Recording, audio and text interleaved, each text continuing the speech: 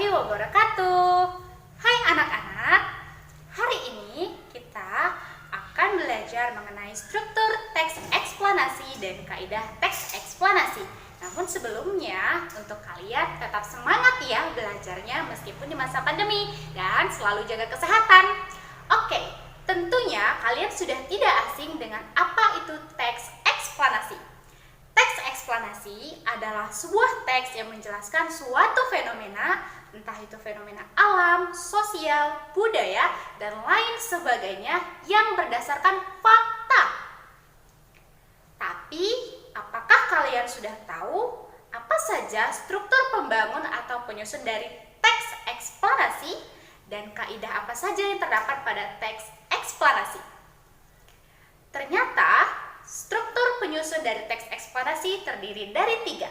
Yang pertama adalah identifikasi fenomena atau pernyataan umum. Di dalamnya akan menjelaskan dan menerangkan tentang fenomena apa yang sedang dibahas.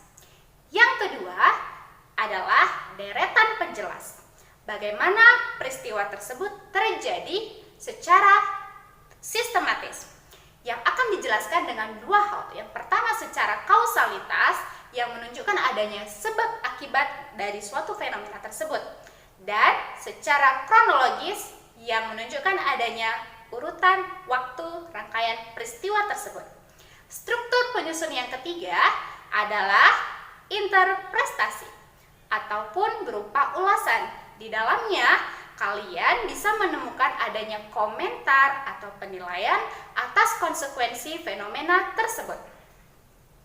Nah, selanjutnya pada pembahasan mengenai kaidah teks eksplanasi, kalian akan menemukan 4 hal. Kalian akan menemukan adanya konjungsi bersifat kausalitas yang dicontohkan dengan seperti kata oleh karena itu, oleh sebab itu, dan lain sebagainya. Yang kedua, adanya konjungsi kronologis. Di dalamnya, kamu akan menemukan adanya kata-kata seperti kemudian, lalu, setelah itu, dan lain sebagainya. Dan yang ketiga, kalian juga akan menemukan adanya kata ganti terhadap kata benda, seperti misalnya Kabupaten Bandung, Jambi, dan lain sebagainya.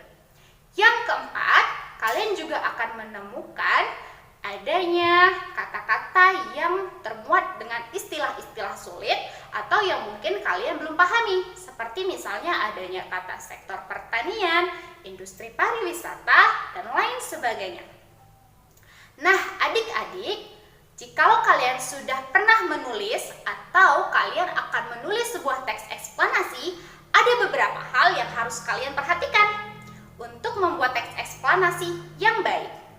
Yang pertama, kalian harus menentukan sebuah topik apa yang sedang menarik atau sedang faktual, yang artinya baru-baru ini terjadi. Kalian harus menemukan ide tersebut ya. Kemudian, yang kedua, kalian juga harus dapat mengembangkan paragraf-paragraf dari teks eksplanasi yang sudah kalian buat dari topik utama yang sudah kalian tentukan. Dengan cara apa? Dengan cara melihat kembali apa yang sudah kalian tetapkan di awal dan melakukan pengembangannya dengan memperhatikan unsur-unsur kausalitas tadi dan juga unsur kronologisnya. Kemudian, jangan lupa harus berdasarkan fakta. Untuk menemukan itu fakta atau tidak, kalian juga bisa melakukan dari kegiatan membaca atau studi dokumenter atau melalui observasi lapangan. Yang ketiga, kalian juga harus memperhatikan hal-hal yang membuat teks eksplanasi tersebut menjadi ideal. Apa saja? Yaitu struktur bakunya. Terdapat 3 hal tadi. Yang pertama, identifikasi fenomena. Yang kedua, deretan penjelas. Dan yang ketiga, ulasan atau interpretasi. Nah, yang terakhir, jangan lupa pula hal-hal yang berhubungan dengan kaidah kebahasaan dari teks eksplanasi. Nah, adik-adik, dari pembahasan mengenai struktur dan kaidah teks eksplanasi yang baru saja kita bahas, dapat disimpulkan bahwa teks eksplanasi pun dapat membedakan dirinya dengan teks-teks yang lain apabila kalian melihat dari struktur dan juga kaidahnya. Adapun langkah-langkah dalam kegiatan meringkas sebuah teks eksplanasi, kalian harus meringkasnya dengan cara menyusun bagian-bagian penting. Bagian-bagian penting tersebut biasanya berupa bagian pokok yang bisa saja berada di awal paragraf atau di akhir paragraf.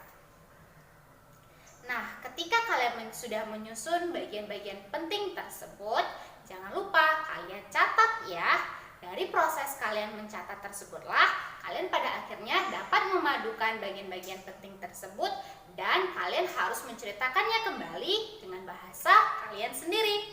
Begitulah untuk meringkas sebuah teks eksplanasi. Yang sudah saya sebutkan, jangan patah semangat, terus belajar dan perbaiki diri kalian. Untuk mengetahui apakah kalian sudah memahami betul bagaimana pembuatan teks eksplanasi, maka perhatikan kembali apa yang sudah kita bahas hari ini ya.